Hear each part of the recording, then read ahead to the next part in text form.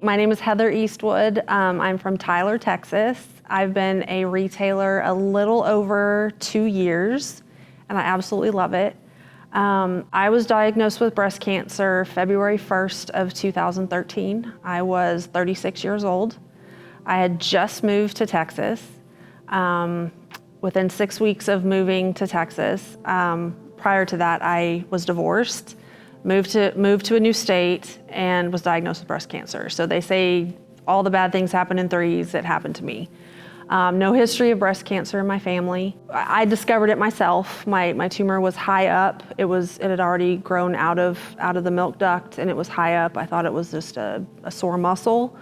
Had to be referred to have a mammogram because I was 36, and you have to be 40 to get a mammogram. So I was referred by a gynecologist and had a mammogram. They couldn't pick it up on the mammogram, so I had an ultrasound, and they still weren't sure, so they biopsied it. And within 2 weeks of the original mammogram, it came back as cancer. So a week later, I had already had my first appointment with an oncologist, and long story short, went through which surgery do I want to go with? Do I do lumpectomy? Do I do double mastectomy? What stage is it? All of these different options, meeting with doctors. Do I have to have chemo? Do I have to have radiation?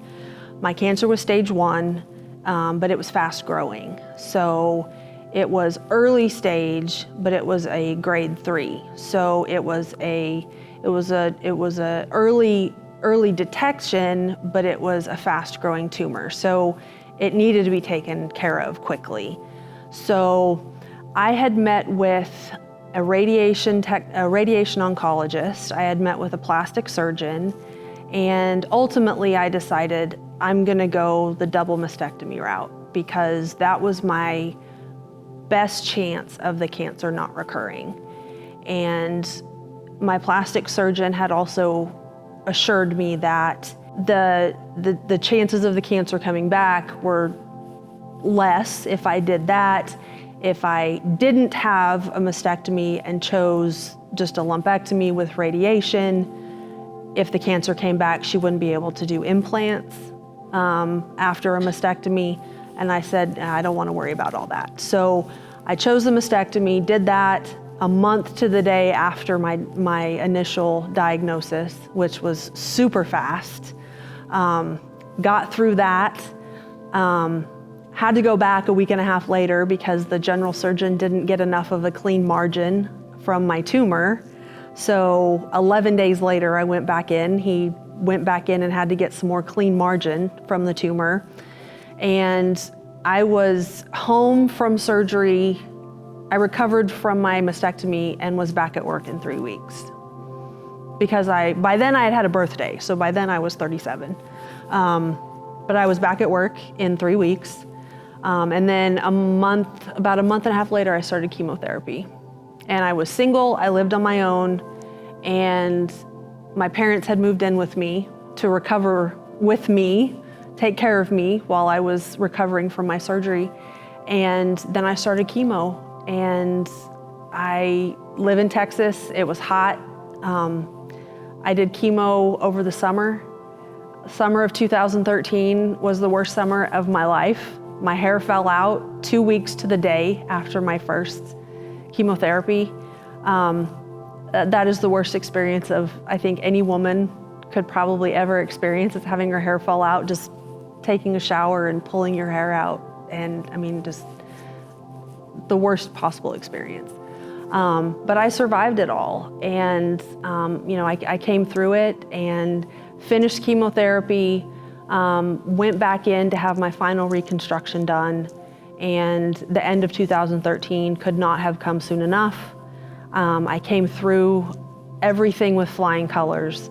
I never lost my smile. And then I had to start the medication part of it. I'm on the 10-year plan for the oral medication. I have roughly 4 years to go. 6 years is a long time to kind of have that transformation, go from, not having cancer to being cancer-free to, experiencing yourself in a negative way because of the way clothes fit you, to experience, to finding LuLaRoe and finding the community and the friends and everything that I found now, and being where I am and being in such a positive place. And people tell me how much of an inspiration that I am to them. And I don't see that, but I'm not gonna tell them that I don't believe them. And I was sitting outside just before I came in here, and I went live and I said, I don't think I told y'all this, but I'm fixing to go upstairs and I'm fixing to share my story, and I'm gonna be all over the place and I'm gonna be nervous, but it's because of you guys that I'm here in California, and it's because of you guys that I chose to share my story through email. It's because of you guys that LuLaRoe emailed me back and say, hey, we want to interview you. And so this is why I'm here. I'm here sharing my story because of my customers and because of LuLaRoe. I wouldn't be here if it wasn't for them. So how's that? That was really good. That was amazing.